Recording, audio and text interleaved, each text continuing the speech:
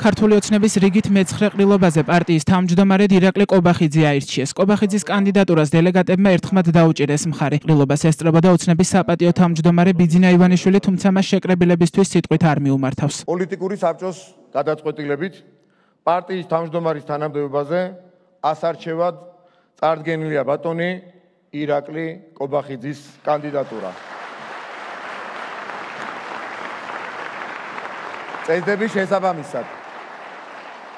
წესდების შესაბამისად გთხოვთ კენჭი ვუყაროთ ბატონი ირაკლის კანდიდატურას. დიდი მადლობა. წინააღმდეგი ხომ არ არის ვინმე? რესურსი არ ჩანს ამისი, როგორც ხედავთ. დიდი მადლობა. ყრილობის გადაწყვეტილებით ბატონი ირაკლი კობახიძე ერთხმად არჩეულია მოქალაქეთა პოლიტიკური გაერთიანება ქართული ოცნება დემოკრატიული საქართველოს თავმჯდომარედ. გილოცავთ ბატონო ირაკლი.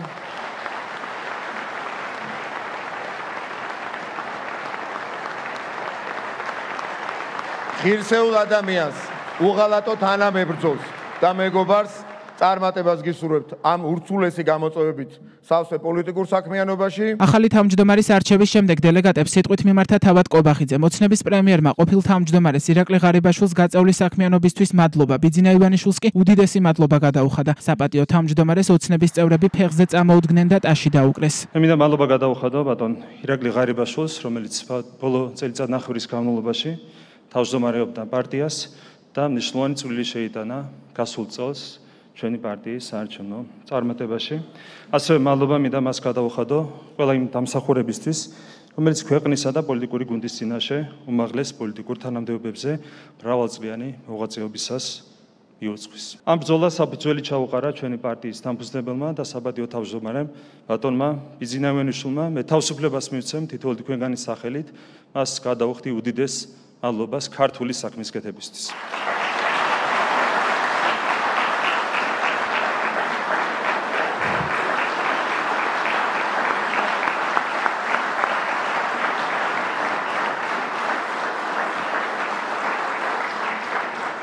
ერთხელ მადლობა სამშობლოსთვის თავდადებისთვის, მადლობა უდიდესი სიბრძნით, შორშეტელობით და მოთმინებით ქართული საქმის კეთებისთვის, საქართველოში ავტორიტარიზმის დასრულებისა და ქვეყანაში დემოკრატიის, სამართლებრივი სახელმწიფოს და ადამიანის უფლებების გამტკიცებისთვის. სიტყვით გამოსვლისას კობახიძემ კვლავ გაიმეორა ქართული ოცნების პროპაგანდა ომისა და მშვიდობის შესახებ. ისაუბრა ეგრეთ წოდებულ გავლენიან ძალებზე, რომლებიც მისი თქმით ცდილობენ სუვერენიტეტი დაათმობინონ ყველაზე ძლიერ სახელმწიფოებსაც კი. კობახიძემ კიდევ ერთხელ დადო პირობა პოლიტიკიდან ეგრეთ წოდებული რადიკალების ჩამოცილების, ეგრეთ წოდებული გზასაცდენილი მოქალაქეების დაბრუნებისა და ტერიტორიული მთლიანობის აღდგენის შესახებ. ხედავთ როგორ ცდილობენ ეროვნული და რელიგიური იდენტობა წაუშალონ უძველესი კულტურის მქონე ქვეყნებს.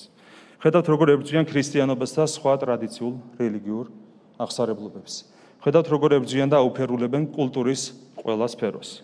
ხედავთ როგორ იყენებენ სხვადასხვა ქვეყანას საზარბაზნე ხორცად საკუთარი მანკიერი პოლიტიკური მიზნების მისაღწევად. ხედავთ როგორ ცდილობენ წაშალონ ადამიანების პიროვნული იდენტობა, როგორ უპირისპირდებიან მორალს და ტრადიციულ ღირებულებებს. ქართული პოლიტიკიდან რადიკალების ჩამოშორების შემდეგ, რაც ძალიან მალე მოხდება, ჩვენ აუცილებლად დავამარცხებთ სიძულვილს, დავიბრუნებთ გზასაცდენილ თანამოქალაქეებს და გავაერთიანებთ ჩვენს საზოგადოებას. მეორე მხრივ გამთლიანებაში ჩვენ გულისხმობთ საქართველოს ფიზიკურ გაერთიანებას. აფხაზეთისა და აფხაზების, ცხინვალისა და ოსების დაბრუნებას ერთიან ქართულ სახელმწიფოში. გვჯერა რომ მშვიდობით, პრინციპულობით, სიყვარულითა და მოთმინებით აუცილებლად აღვადგენთ დობას და დობასთან ერთად ერთიანობას და ამით ავასრულებთ ჩვენს უმთავრეს ეროვნულ ქართულ ოცნებას ერთიან საქართველოს. ოცნების ახალმა თავმჯდომარემ მოახლოებულ თვითმმართველობის არჩევნებზეც ისაუბრა. მისი თქმით, რამდენიმე კვირაში საარჩევნო კამპანიას ოფიციალურად გახსნიან, ოქტომბერში კი მე-10 საიუბილეო გამარჯვებას მოიპოვებენ. ადგილობრივი თვითმმართველობის არჩევნებამდე 5 თვეზე ნაკლებია დარჩენილი. არჩევნებისთვის ამზადესი უკვე დაწყებული გვაქვს და რამდენიმე კვირაში უკვე ოფიციალურად გაიხსნება ჩვენი საარჩევნო კამპანია. პარტია სრულად იქნება მობილიზებული მე-10 საიუბილეო გამარჯვებისთვის.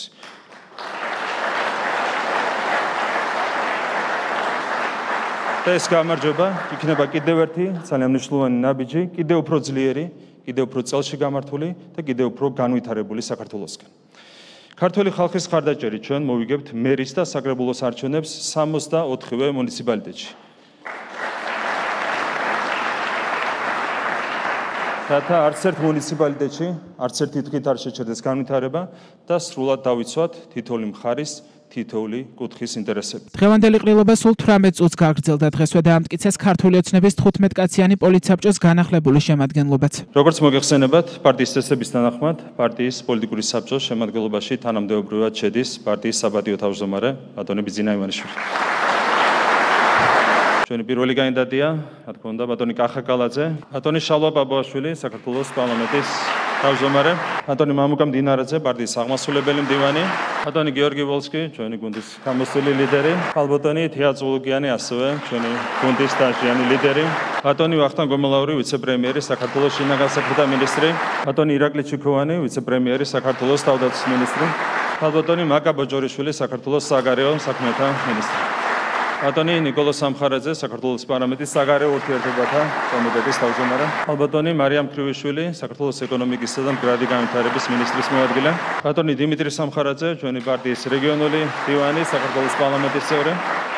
ბატონი სულხან თამაზაშვილი, ჩვენი პარტიის აჭარის ორგანიზაციის თავმჯდომარე და აჭარის ავტონომიური რესპუბლიკის მთავრობის თავმჯდომარე. და ქალბატონი ნინო წილოსანი, ჩვენი პარტიის ქალთა ორგანიზაციის თავმჯდომარე.